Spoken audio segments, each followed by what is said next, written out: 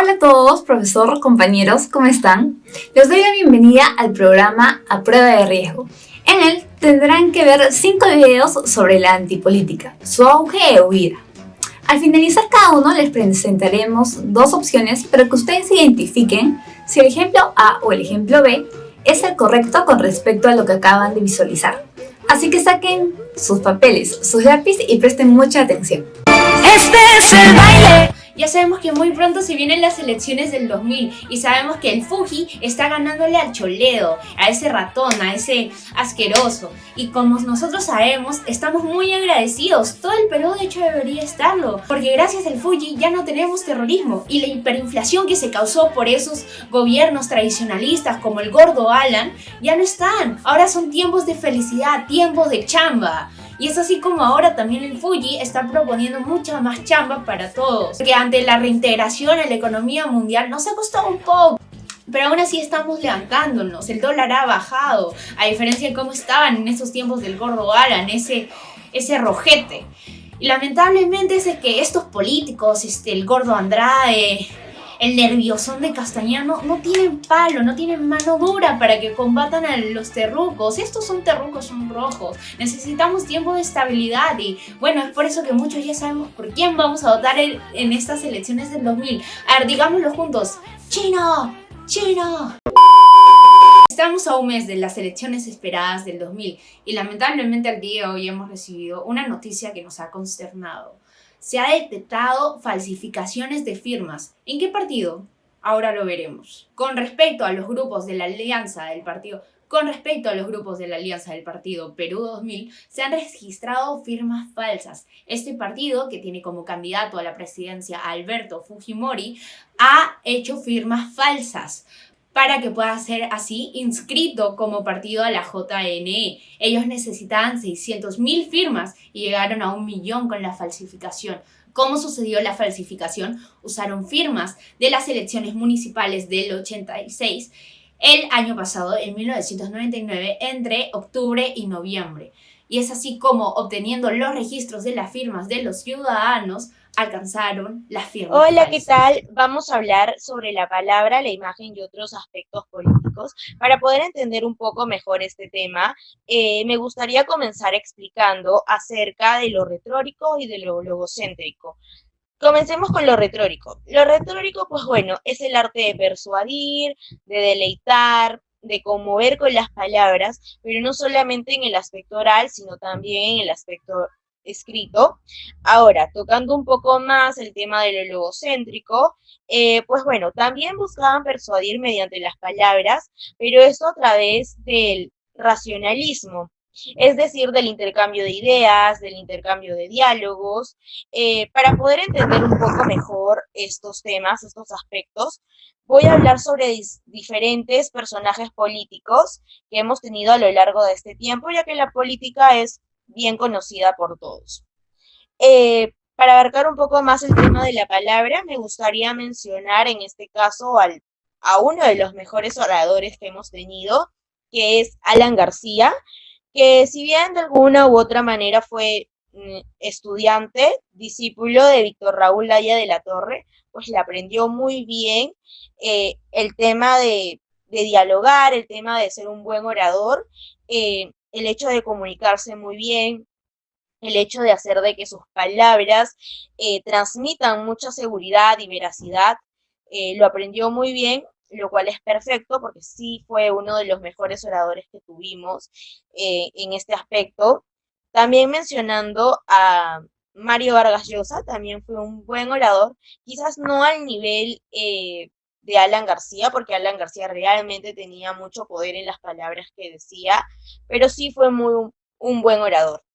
Pero de alguna u otra manera esto se fue perdiendo a lo largo del tiempo, ya que todos te venían con un discurso parecido, con palabras similares, todos decían, mas no demostraban con sus acciones.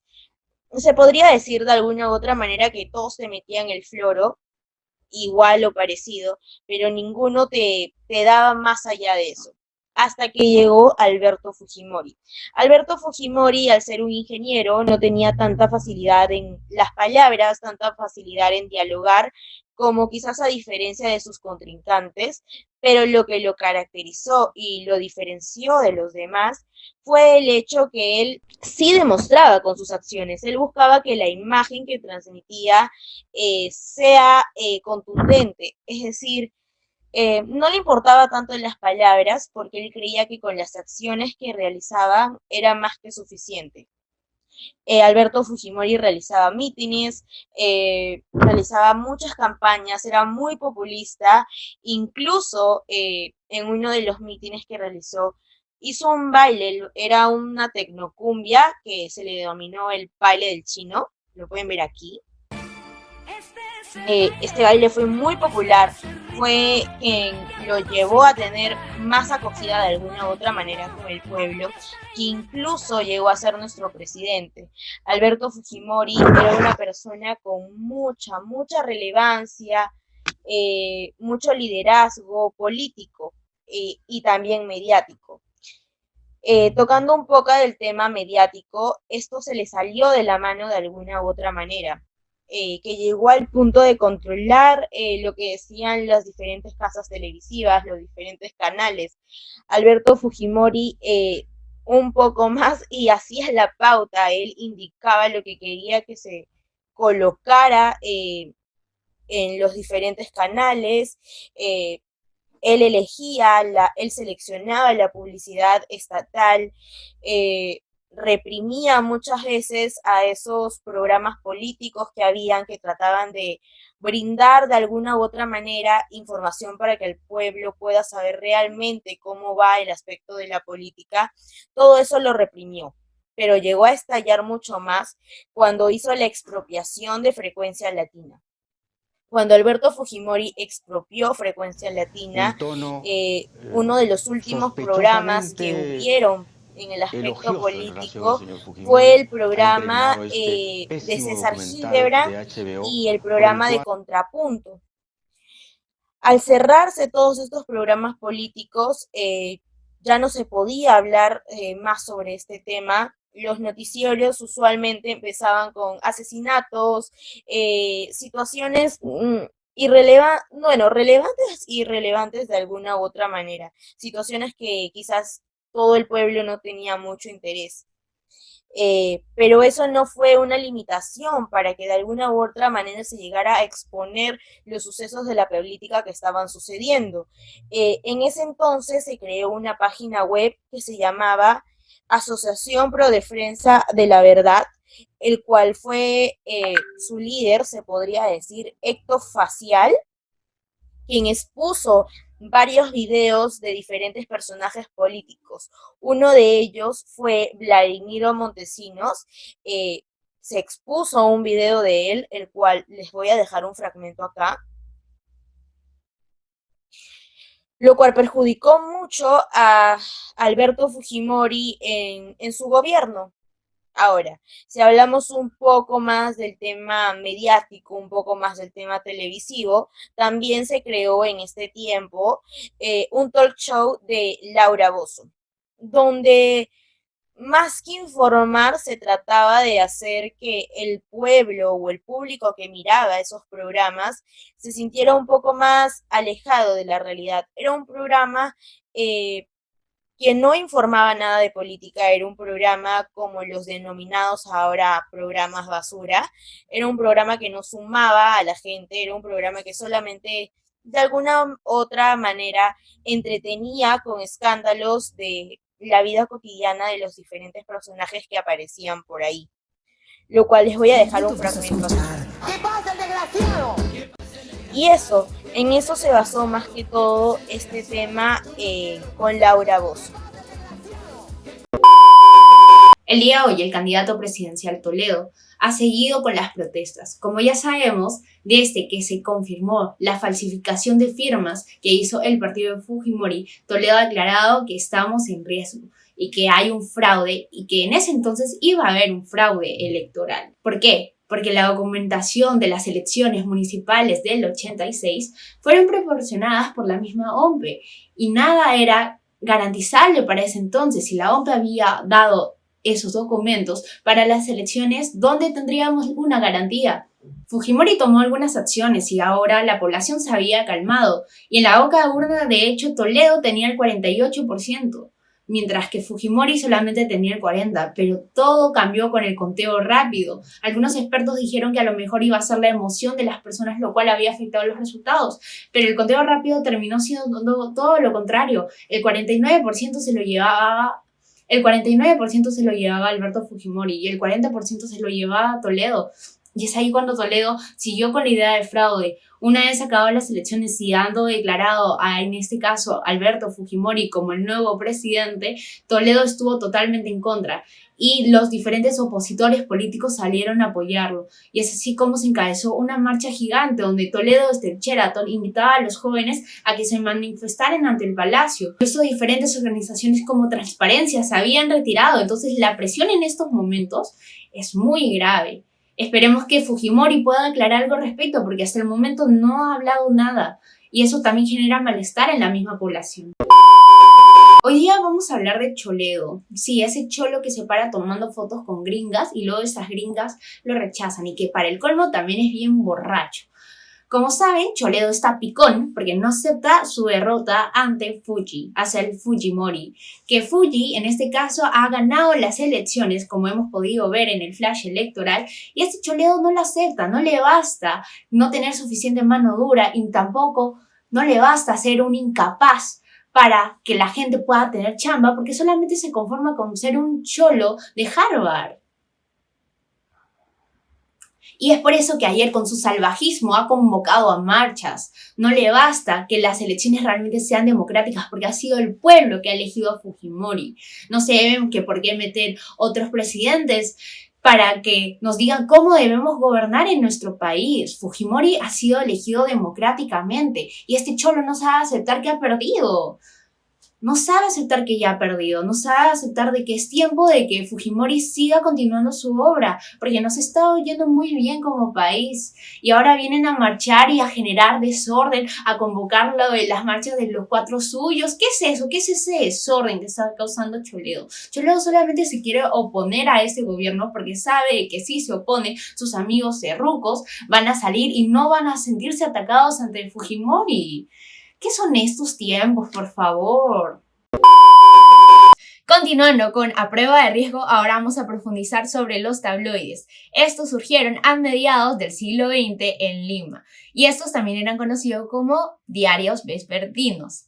En este caso ponían información sobre personas de la alta sociedad, como también información relacionada a las artes. Sin embargo, el origen general de los tabloides se origina en Francia, cuando la clase trabajadora, después de sus jornadas laborales, se iban a sus casas mediante los transportes públicos, y en medio de estos transportes públicos leían unos periódicos bien particulares. Estos se debían a unos titulares gigantes, a unas imágenes también, gran cantidad de imágenes, tanto en tamaño como en cantidad, como lo acabo de decir, y muy poca información, con jergas populares y sobre todo el contenido era muy diverso, pues tenía información desde farándula, política, casos policiales, deportes, entre otros.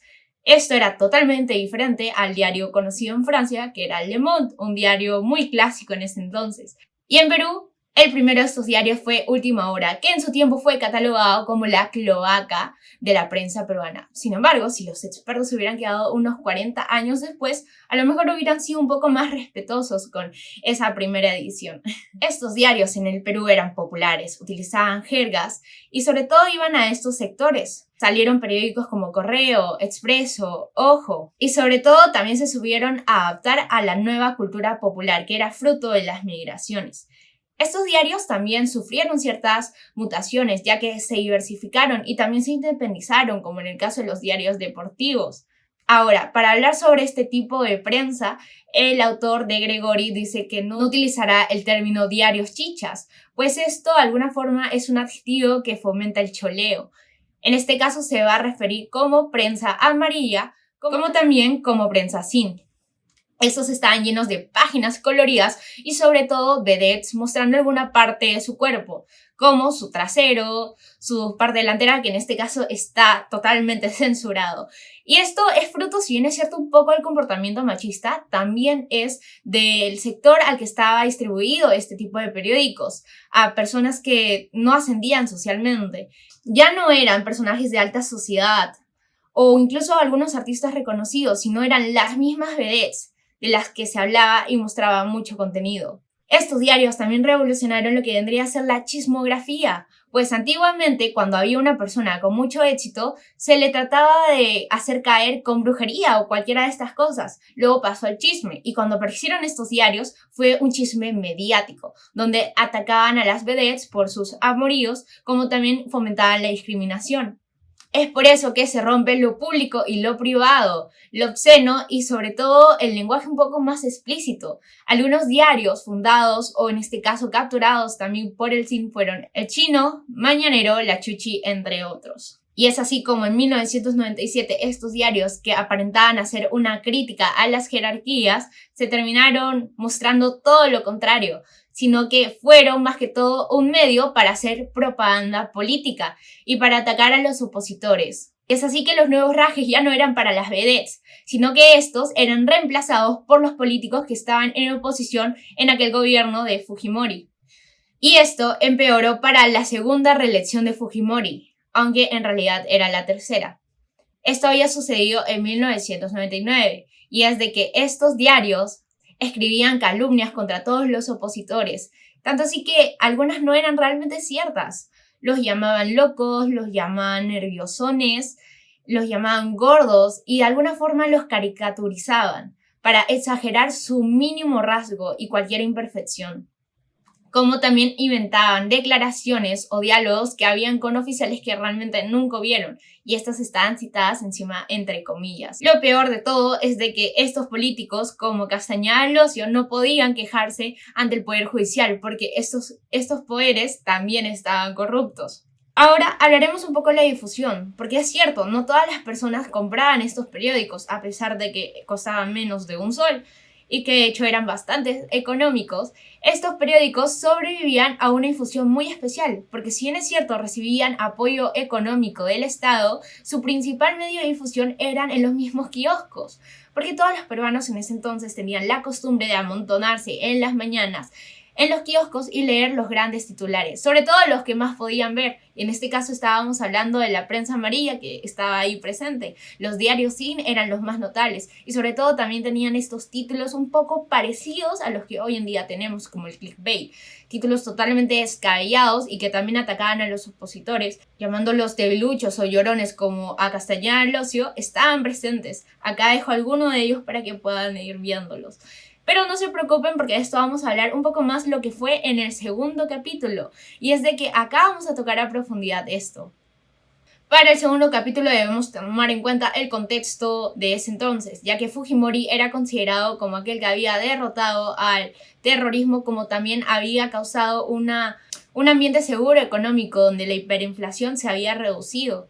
Y también debemos contar con la incapacidad que tuvieron los antiguos partidos tradicionales y la desconfianza que entró ante las personas con respecto a estos, como tales el APRA, que en el pasado representaban a partidos incapaces, corruptos, y sobre todo que también fueron débiles y con una mano suave contra el terrorismo. Fujimori, de alguna forma, ante los diarios, se mostraba como un personaje totalmente diferente y ante las personas también.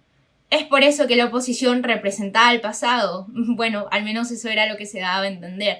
Algunos de los atacados fueron Andrade, Luis Castañeda Alosio, Lucho y Toledo al final. Vamos a hablar un poco de algunas características. Y es que lo primero que le daban a estos políticos opositores eran que eran hijos de Alan.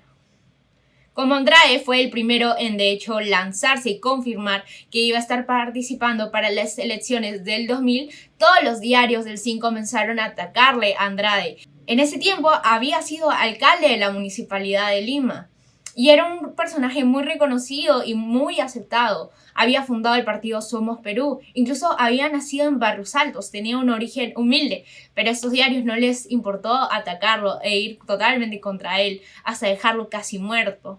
Por otro lado, a Castañeda lo trataban como el copión de Alan, con respecto a aspectos como incapacidad y corrupción que representaba el vínculo con Alan. A Andrade lo reconocían como el chancho Andrade, eso era típico, y decían que tenía una panza con harto billete.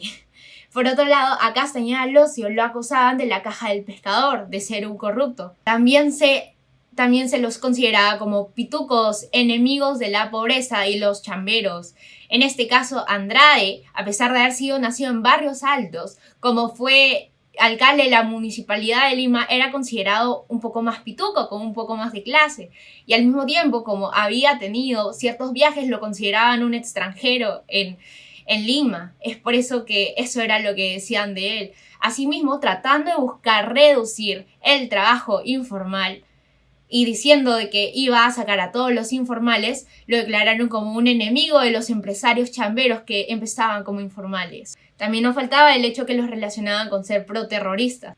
Otra categoría, en este caso, estuvo la feminización de estos candidatos. Algunas características consideradas femeninas a ellos. En este caso, a Castañeda lo consideraban blando, con los tucos, terrucos chilenos del MRTA.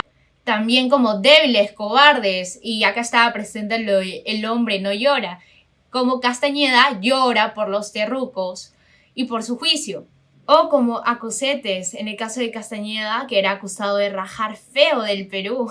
También una característica muy presente es que eran considerados muy nerviosos e inestables, como Castañeda, que fue apodado el nerviosón, que sus nervios eran sus peores debilidades. Como también enfermos mentales. A Castañeda se le decía que él reventaba focos, que era la loca y otras características. Sin embargo, la gente no era tonta. Mucha gente había sido influida, pero con el pasar de los tiempos y sobre todo con la presión de los diarios del SIN, del Servicio de Inteligencia, las personas ya tenían la sospecha. El 48% de peruanos tenía la certeza de que el Estado estaba controlando esos diarios. Y pues esta misma población, esta nueva cultura, no se sentía representada por estos medios, que de alguna forma exageraban y no mostraban realmente su realidad y su nueva forma de pensar. Hola, ¿qué tal? Espero que me puedan escuchar. No puedo decir mi entidad porque estoy en plena persecución. Solo quiero presentarme como Eddie. Y bueno, voy a contar un story time y más que todo también mi respuesta. Hace unos pocos días había recibido una crítica del gordo Andrade que insultaba al medio en donde yo trabajaba. Y es que la verdad ese gordo tramposo es un acosador ególatra, es un cerdo tonto inútil que se cree lo mejor, se cree un campeón, se cree un ganador, un presumido por haber sido no una sino 2 veces escogido. Pero la verdad es de que es un tonto inútil. Es un tonto. En la política, con la gente que se está juntando, incluso cómo ha traicionado a su propio partido, el PPC, para que luego cree Somos Nada. Es un asco. Y no solamente con la gente que está rodeada, sino de que al mismo tiempo engañó al pueblo peruano.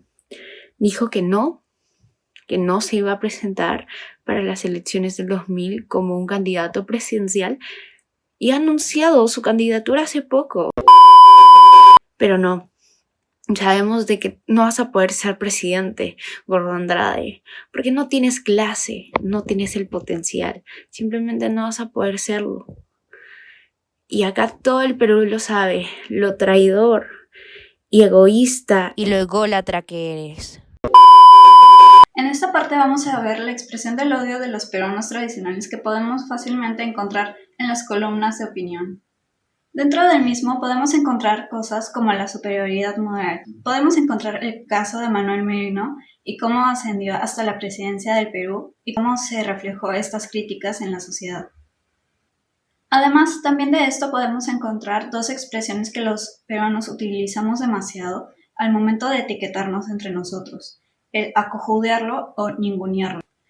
El ningunearlo era una práctica de la Lima criolla tradicional en la que se tenía que probar que la persona no era y por lo tanto no podía hacer nada más. Una práctica que podemos ver de la élite cusqueña en los años 20, en la que ya no era importante la discriminación por raza o etnia, más bien esta segunda era escondida con lo mismo. Por lo mismo, para probar que una persona no era y no podía hacer nada más, continuando con el ejemplo de Merino, podemos ver cómo se volvió la obsesión por los títulos lo más resaltante entre las personas. Como dice en el libro de Marisol de Cadena, en 1992, lo que manda en nuestro país ya no es la raza, es la cultura, la inteligencia y la educación.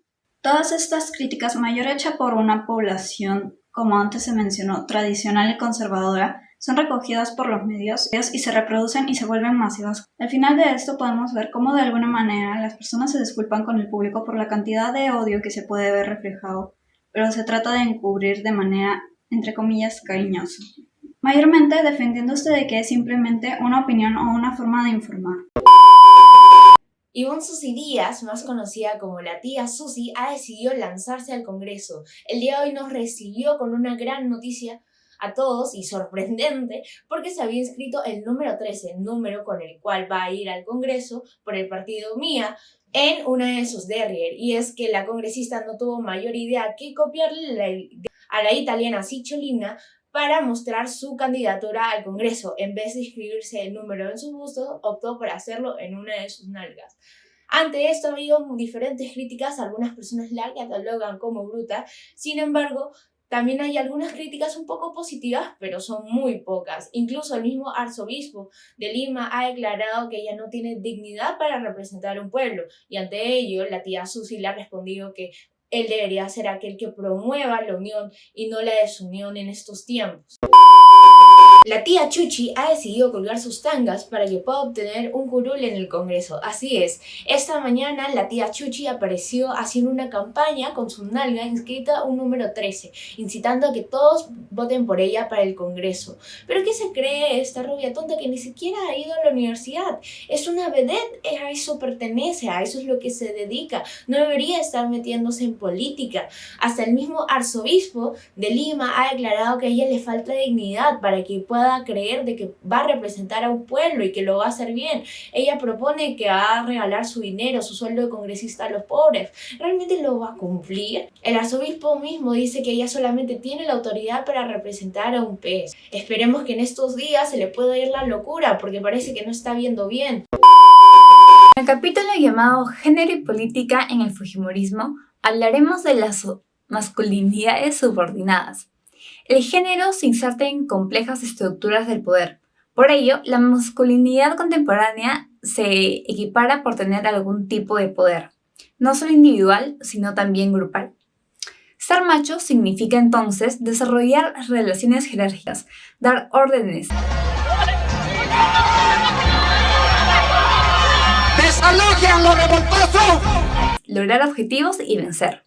Por ello, la prensa amarilla feminizaba a los candidatos, para que los espectadores los recepcionaran como frágiles o faltos de liderazgo.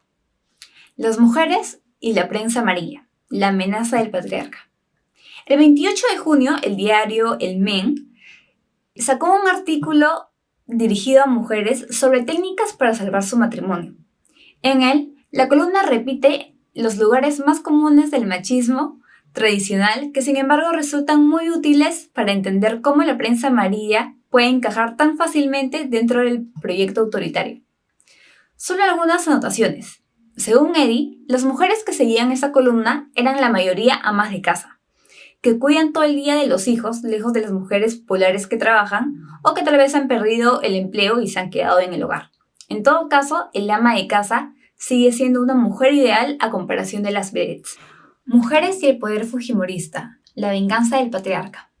En el Perú, donde el acceso de la mujer al mercado de trabajo y a la vida política ha sido notorio en las últimas décadas, los dos ejemplos más impactantes de la incorporación negociada de la mujer a la política y de la reformulación del imaginario social sobre lo femenino se encuentran en Sendero Luminoso y el Fujimorismo. Estos dos proyectos, por cierto, muy distintos aunque emparentados por el autoritarismo, han incorporado sorprendentemente a la mujer. Y es que tal vez sea más fácil la incorporación de ellas a proyectos autoritarios, pues implica compromisos negociados con el patriarcalismo tradicional y no una ruptura fundamental con él. En Sendero Luminoso, por ejemplo, muchas veces las mujeres eran las encargadas de pegar el último tiro. En el Congreso, las mujeres juegan un papel activo y liberado, pero masculinizado. En ese sentido, vedettes y políticas se encuentran en los dos extremos del patriarcalismo negociado. A las primeras se les exige ser liberales, pero hiperfemeninas y literalmente objetos de placer, sin tabúes sexuales. Mientras que las segundas se liberan, pero para ayudar al patriarca a ejercer un control que ellas también disfrutan ejerciendo. En este punto podemos ejemplificar, por ejemplo, a Martha Hildebrand, quien tiene un gusto especial por la lingüística y que terminó siendo congresista. En la lectura también nos podemos referir a los matrimonios de Fujimori con Susana Higuchi, que más que un matrimonio se decía que era una sociedad conyugal. Lo mismo con el expresidente Toledo y Elian Carr, que eran las mujeres quienes usaban pues el poder por detrás y los hombres simplemente las seguían. Actualmente podemos ver en retrospectiva uno de estos ejemplos a Ollanta Humala con Nadine, quien, como todos sabemos, era ella la encargada de las famosas agendas y pues Ollanta era el encargado simplemente de dar las órdenes finales, pero la que manejaba todo era ella, por lo que no había matrimonios, sino solamente sociedades conyugales. 12 de septiembre de 1992. Un hombre encerrado, desgreñado y dentro de una jaula grita como una fiera, y en esta ocasión es Abimael Guzmán, quien se hacía llamar el presidente Gonzalo, además el líder de Sendero Luminoso. Es capturado luego de 12 años de guerra popular. Abimael Guzmán fue líder y fundador del movimiento Sendero Luminoso, que entre los años de 1980 y 1990 sembraron terror en el Perú y violencia. Sendero Luminoso fue en su totalidad la idea de Abimael Guzmán, ya que él se había guiado de los ideales de Fidel Castro en Cuba, lo admiraba mucho. Sus ideales eran el maoísmo, leninismo y marxismo.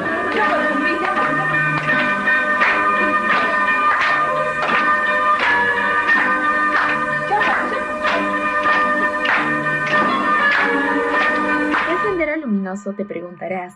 Bueno, Sendero Luminoso es un partido comunista revolucionario y una organización armada con ideologías marxistas, leninistas y maoístas. Además, tiene como fundador y líder a Abimael Guzmán, quien se denomina el presidente Gonzalo. El lema de Sendero Luminoso es por el Sendero Luminoso de José Carlos Mariátegui. La meta de este partido comunista es reemplazar las instituciones del Estado peruano, las cuales consideran como burguesas, por un régimen revolucionario campesino comunista, introduciendo el concepto de maoísta de la nueva democracia. Sendero Luminoso desató una época de terrorismo en la cual participó como principal agente empleando terror hacia la población, hasta la captura de Abimael Guzmán en 1992. Según De Gregory, las vedettes aparecen tristemente vulnerables y las plantea como unas presas fáciles que no tienen capacidad real de respuesta y en el mejor de los casos viven a la ilusión de un poder mediático sobre el cual no tienen ningún control. A estas presas fáciles se les arma una especie de juicio popular mediático.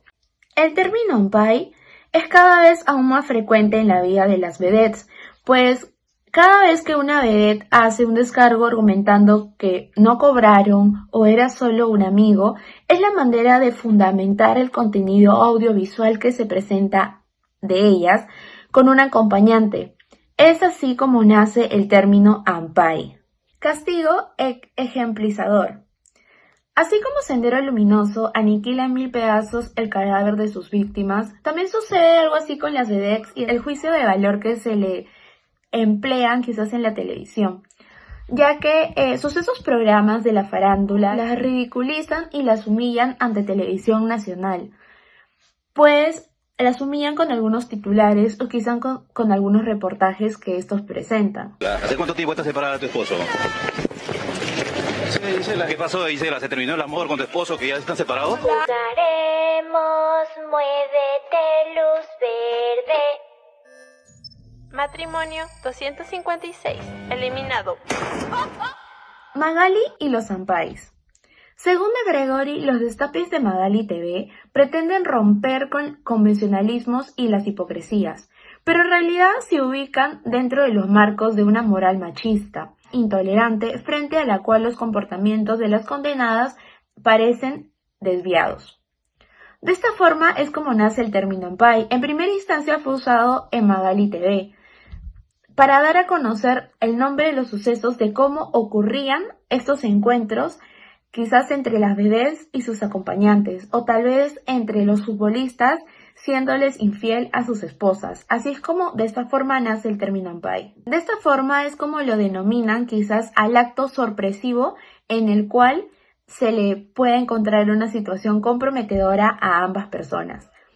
Magali y especialmente Laura Bozzo fomentan un caos aparentemente transgresor, pero bastante controlado, para concluir muchas veces con moralejas conservadoras, propias de predicadores mediáticos, de esos que son sorprendidos después con mujeres fáciles o prostitutas. Asimismo, según de Gregory, Magali es una mujer, pero su moral es netamente machista.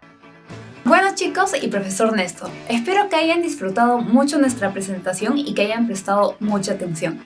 Ahora van los resultados.